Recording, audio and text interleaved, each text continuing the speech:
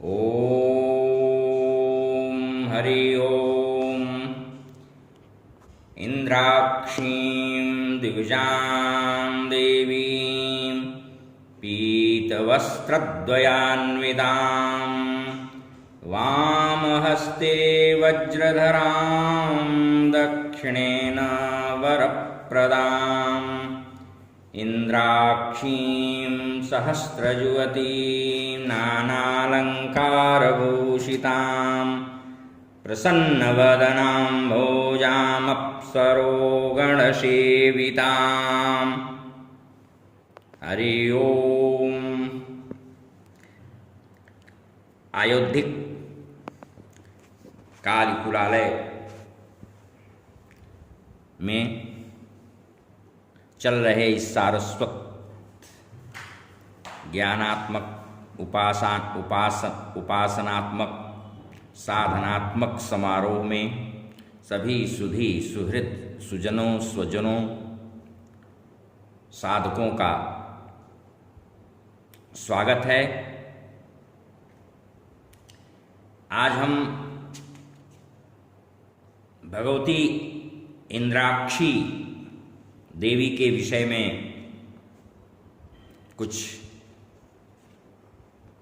कहने जा रहे हैं, इनकी महिमा के विषय में और इनके कतिपय तांत्रिक प्रयोगों के विषय में।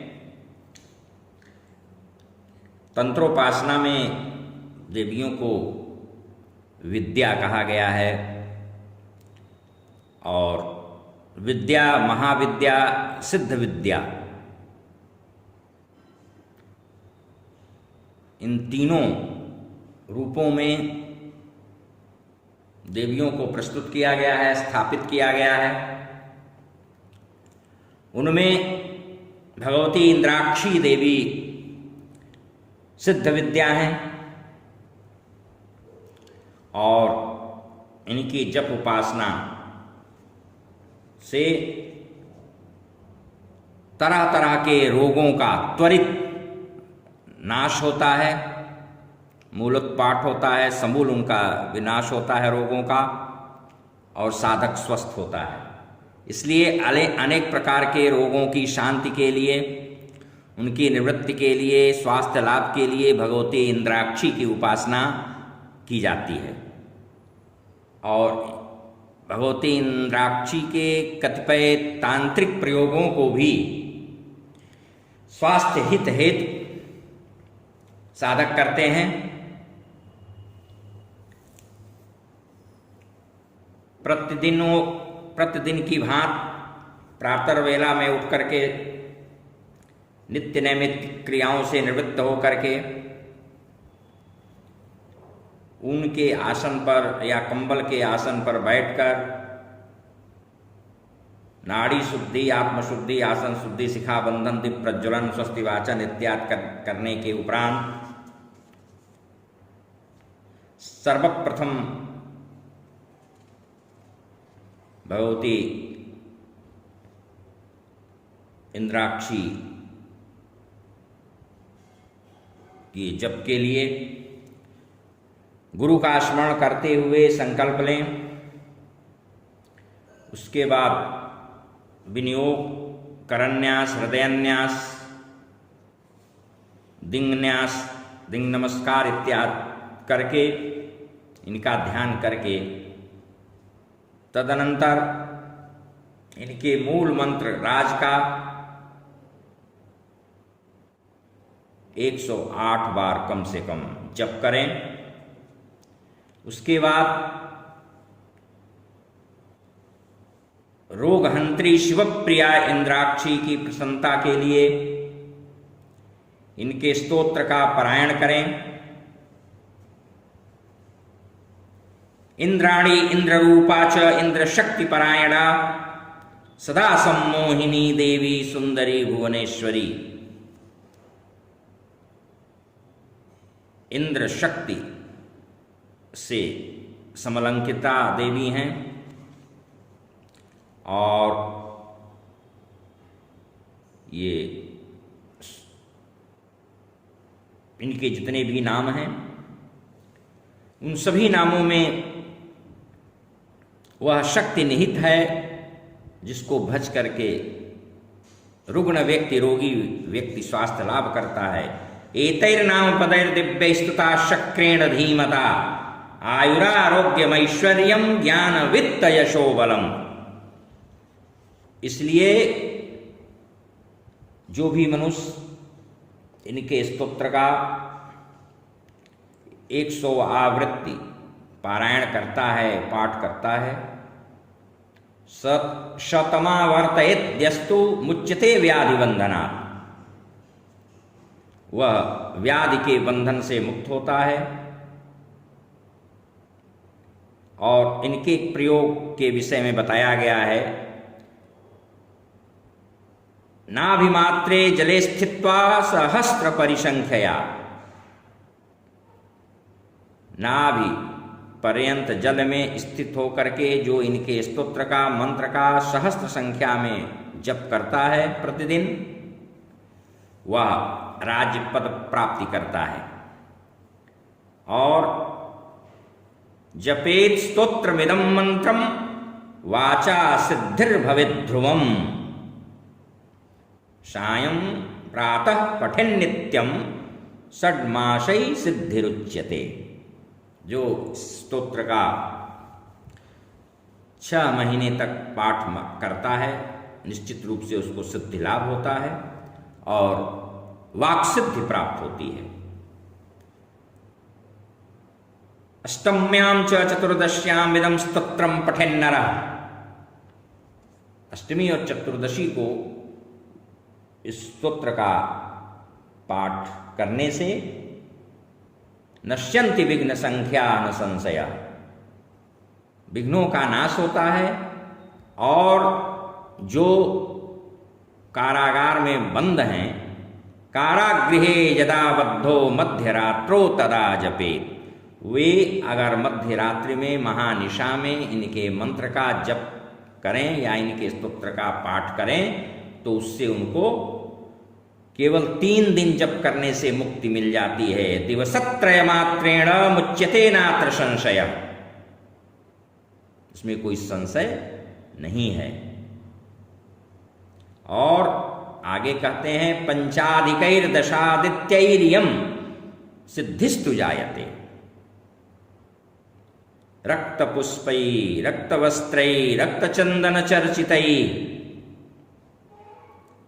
रक्तवस्त्र गंध धारण करके और वही इनको समर्पित करके, रक्तपुष्प इत्यादि, जो व्यक्ति 15 दिन पर्यंत विधिवत इनकी उपासना करता है उसको सिद्धि भी प्राप्त होती है। और वरम लब्धम दिते पुत्रा भगवत्या प्रसादतः, भगवती के प्रसाद से वह श्रेष्ठ पुत्र को प्राप्त करता है। इंद्राक्षी स्तोत्र के बाद महत्वपूर्ण होता है इंद्राक्षी कवच, और पूर्व की भांति इसमें भी विनियोग करन्यास हृदयन्यास करने के बाद भगवती इंद्राक्षी के कवच का पारायण करना चाहिए। इंद्राक्षी कवच बहुत ही महत्वपूर्ण है, सभी दुष्ट ग्रहों का स्तंभन भी करता है और साधक की बहुविध सर्वविध रक्षा करने में वह समर्थ है। इसलिए कवच का पाठ अनिवार्य रूप से किया ही जाना चाहिए, बहुत बड़ा भी नहीं है। हाँ, थोड़ा जटिल कठिन कह सकते हैं भाषा की दृष्टि से, तो उसको अपने गुरु से के सामने पढ़ करके, उनसे गुरु मुख से सुन करके और शुद्ध शुद्ध उच्चारण सीख करके तब इनके कवच का पाठ करें। और तमाम ऐसी कठिनाइयां हैं, ज्वरम भूतज्वरम चैव शीतोष्णज्वरमेव च ज्वरम ज्वरातिसारम च मुच्यते व्याधिवंदनात्, ज्वरम ज्वरातिसारम च मुच्यते व्याधिवंदनात्। आवर्तयन् सहस्त्रं तो लभते वाञ्छितं फलम्। एतत् स्तोत्रमिदं पुण्यं जपेदायुष्यवर्धनम् विनाशाय च रोगाणाम अपमृत्युहराय च। अपमृत्यु ज्वर, तरह तरह के ज्वर के विनाश के लिए और अमंगल जो भी है उसके शमन के लिए भगवती इंद्राक्षी का कवच स्तोत्र अचूक है। लेकिन इनके प्रयोगों को करने के पूर्व यह इसकी विधि विधा से भली भांति परिचित हो जाना चाहिए और इनके प्रयोगों की फलश्रुति में बार बार इस बात का आवर्तन होता है, इस बात की पुनरावृत्ति होती है कि इनके मंत्रों के जप से, इनकी उपासना साधना से 108 बार, 100 बार, सहस्त्र बार पारायण करने से, जप करने से विभिन्न प्रकार के व्याधियों से व्यक्ति मुक्त होता है और षड्मास में सिद्धि लाभ होता है। सहस्त्रावर्त यानी 1000 बार आवृत्ति करने से या मंत्र का जप करने से मनोभिलषित जो कामनाएं हैं उनकी पूर्ति होती हैं। लेकिन इनके कवच को, स्तोत्र को सिद्ध करने के पहले सर्वप्रथम श्री विनायक स्तोत्र का पाठ कर लेना चाहिए और श्री विनायक स्तोत्र के पाठ के पश्चात ही भगवती इंद्राक्षी के कवच को प्रारंभ करना चाहिए। विनायक स्तोत्र इनका इस प्रकार है। मूषक वाहन मोदक हस्त चामर कर्ण विलंबित सूत्र वामन रूप महेश्वर पुत्र विघ्न विनायक पाद नमस्ते। यह इनका विनायक स्तोत्र है। वामन रूप महेश्वर पुत्र, महेश्वर पुत्र वामन रूप हैं और विघ्नों का शमन करते हैं। इंद्राक्षी स्तोत्र कवच या यंत्र को सिद्ध करने के लिए चैत्र या आश्विन मास की नवरात्रि शुभ है।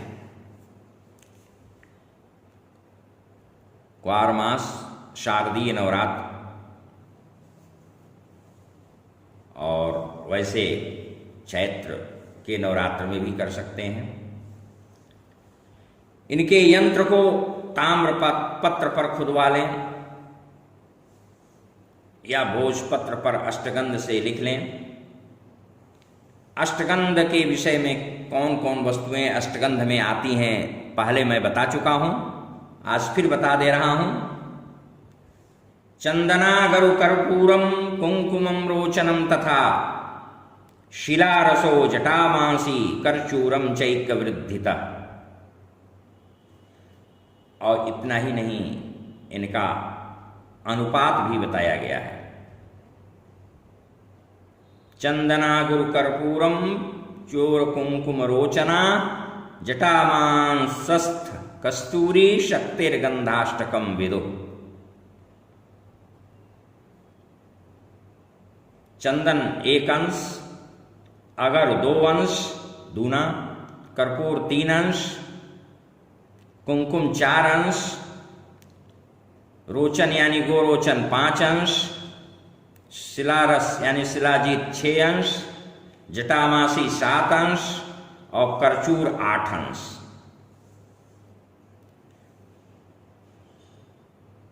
यही अष्टगंध है।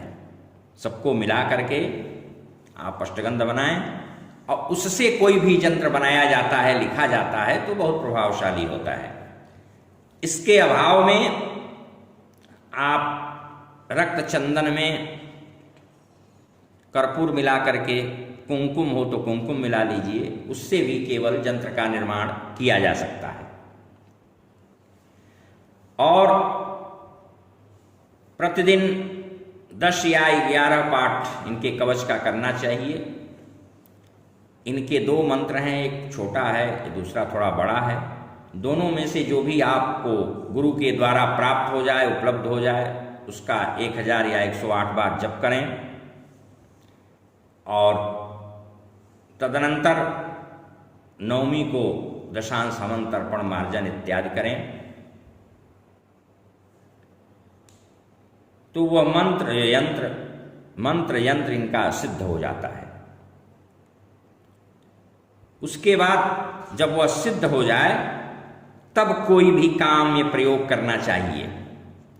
इसके अलावा इनके 71 नाम हैं, उन नामों से आप आहुति भी दे सकते हैं, हवन कर सकते हैं, वह भी बहुत लाभदायक होगा। अब हम इनके कुछ प्रयोग, छोटे प्रयोग ऐसे हैं जो अचूक प्रयोग हैं, अनुभूत प्रयोग हैं, और कई रोगियों पर इनके प्रयोग को सफलतापूर्वक किया गया है, उसको हम बता रहे हैं। गाय की कंडी ले लें, भोजपुरी क्षेत्र में कंडी को गोईठा कहते हैं, उपला भी उसको कहते हैं। और उसके भस्म को कपड़े से, महीन कपड़े से छान लें, थाली परात इत्यादि में फैला दें, और तुलसी की लेखनी बनाएं, और उस तुलसी की लेखनी से इंद्राक्षी यंत्र को उत्कीर्ण करें, बनाएं, लिखें। पुनः उसको भगवती सिद्ध विद्या इंद्राक्षी के मंत्र से, कवच से, स्तोत्र से उसको अभिमंत्रित करें, और उसके बाद उसको शलाका से या हाथ से चुटकी से लेकर के यदि आंखों की पलकों पर थोड़ा सा डालें 3 बार, पुनः उसको साफ करके हाथ से नीचे गिरा दें, तो इससे आंखों की पीड़ा शांत होती है। ज्वरादि में या अन्य व्याधियों में भी वह विभूत, उसको भभूत भी कुछ लोग कहते हैं, देने से लाभ मिलता है रोगी को।